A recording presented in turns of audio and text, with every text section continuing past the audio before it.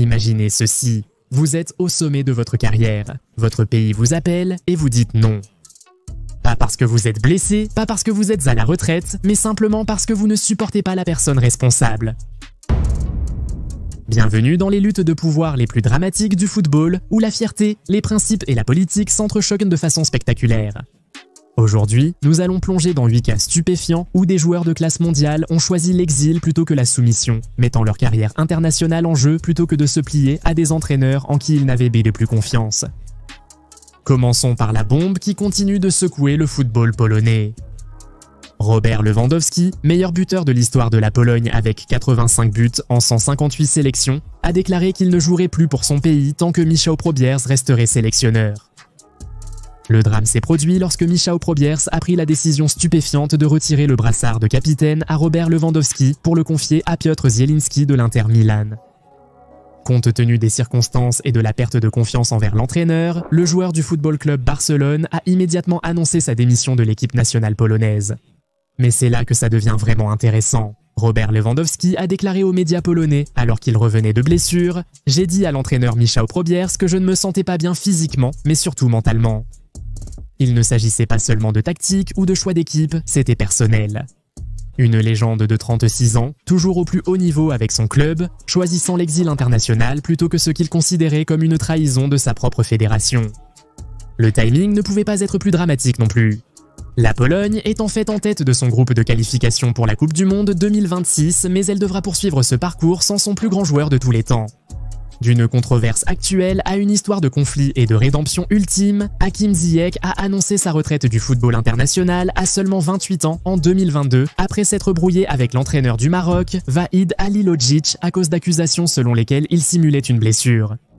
L'entraîneur bosniaque n'a pas seulement écarté Ziyech, il a publiquement remis en question son engagement et son professionnalisme. Selon Halilodzic, la star a refusé de travailler pour l'équipe lors des fenêtres internationales, ce qui a conduit à son exclusion des qualifications cruciales pour la Coupe du Monde et de la Coupe d'Afrique des Nations. La réponse de Ziyech a été sans appel. « Je ne reviendrai pas en équipe nationale, c'est ma décision finale. » Mais voici le magnifique rebondissement dans cette histoire. Lorsque Halilodzic a été limogé plus tard la même année, son remplaçant Walid Regragui a accueilli à nouveau l'ailier droit dans l'équipe. Le résultat, le parcours historique du Maroc jusqu'en demi-finale de la Coupe du Monde, avec Ziyech jouant un rôle de premier plan dans l'une des plus grandes histoires d'outsiders du football. Alors que Ziyech a trouvé sa rédemption, Thibaut Courtois a choisi une voie complètement différente. Le gardien du Real Madrid a annoncé qu'il ne jouerait plus pour la Belgique sous les ordres de l'entraîneur Domenico Tedesco en 2024, et sa raison était d'une honnêteté brutale concernant ce qu'il considérait comme un manque de respect fondamental. Le conflit a éclaté lorsque Courtois n'a pas été nommé capitaine après la retraite d'Eden Hazard. Le joueur du Real Madrid a ensuite quitté l'équipe juste avant un match de qualification pour l'Euro 2024 et Tedesco a affirmé que son gardien était parti parce qu'il ne se sentait pas respecté au sein de l'équipe. Courtois a alors immédiatement répliqué et a nié la raison avancée par son entraîneur, affirmant qu'il avait quitté l'équipe à cause d'une blessure au genou. Il a ensuite poursuivi en publiant des émojis de Pinocchio sur Twitter, traitant ainsi Tedesco de menteur. Il a décrit cela comme une rupture de confiance et a dit « Quelque chose s'est brisé en moi ».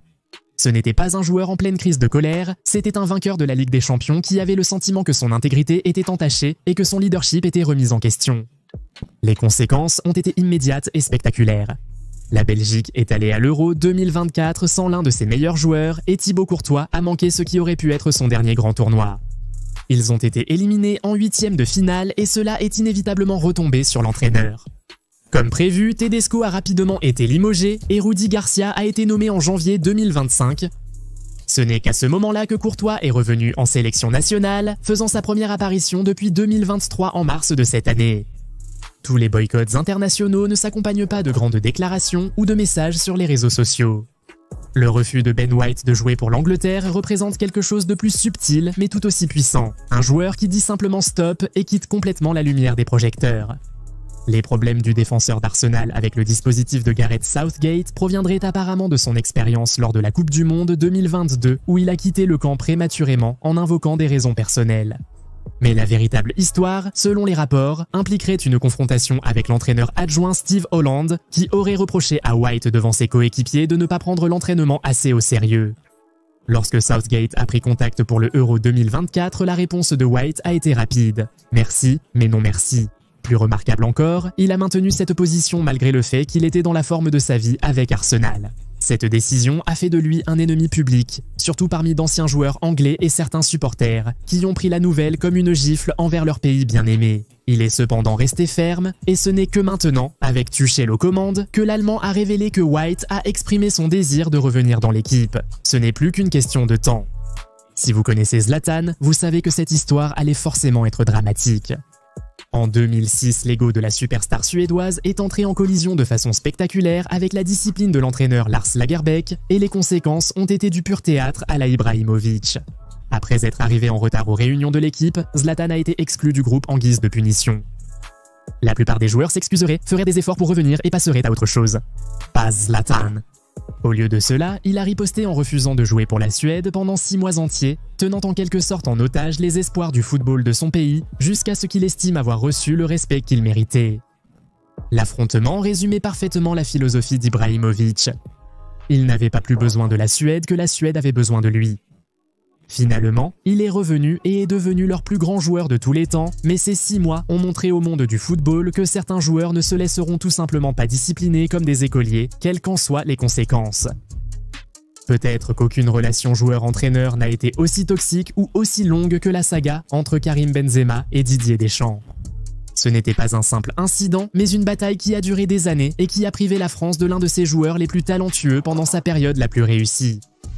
Le conflit avait plusieurs couches, allant du scandale de chantage impliquant Mathieu Valbuena qui a d'abord conduit à l'exil de Karim Benzema en 2015, jusqu'à des accusations explosives de discrimination raciale. Karim Benzema a affirmé que Didier Deschamps avait cédé aux pressions d'une partie raciste de la France lorsqu'il a expliqué son exclusion après l'affaire Valbuena, faisant référence à la montée de l'extrême droite dans le pays. Il est même allé jusqu'à demander à la France de le laisser jouer pour une autre équipe nationale pour laquelle il serait éligible en 2019 pendant son exil. Même lorsque le vainqueur du Ballon d'Or est revenu pour la Coupe du Monde 2022, la controverse a suivi.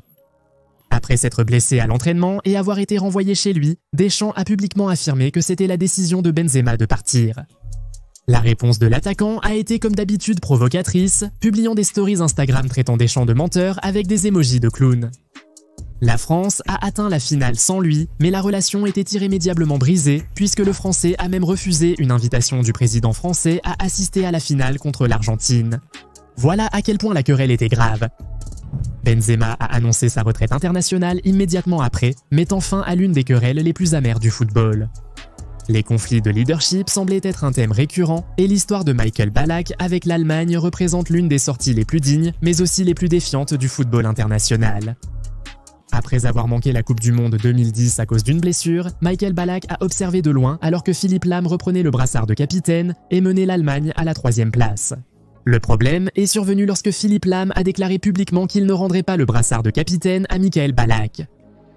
Pour un joueur qui avait été capitaine de son pays lors de plusieurs tournois, c'était l'insulte suprême. Son entraîneur Joachim Löw n'a rien arrangé à la situation puisqu'il évitait de convoquer Michael Ballack depuis les qualifications et de nombreuses rumeurs affirmaient qu'il souhaitait que son ancien capitaine prenne sa retraite internationale après le tournoi de 2010. En 2011, la fédération allemande a mis fin à l'histoire et a pris la décision à sa place, annonçant qu'il ne ferait plus partie de l'équipe. Ils lui ont proposé de jouer 2 matchs amicaux pour qu'il atteigne les 100 sélections internationales, mais il a refusé, considérant toute cette situation comme une gifle. Il a ensuite pris le temps de s'en prendre à Löw, accusant son ancien entraîneur de lui manquer de respect depuis sa blessure, remontant à mars 2010 et qualifiant l'invitation à jouer 2 autres matchs pour l'Allemagne de farce. Ballack a pris sa retraite internationale avec 98 sélections, juste en dessous de la barre des 100, préférant cela à accepter ce qu'il considérait comme de la charité de la part de personnes qui étaient déjà passées à autre chose sans lui. Qu'en penses-tu ? Ces joueurs ont-ils eu raison de prendre position ou ont-ils mis leur fierté personnelle au-dessus du devoir national ? Faites-le nous savoir dans les commentaires, n'oubliez pas de liker la vidéo si elle vous a plu et de vous abonner à la chaîne. Activez également les notifications pour ne manquer aucune de nos nouvelles vidéos. On se retrouve dans la prochaine vidéo, salut!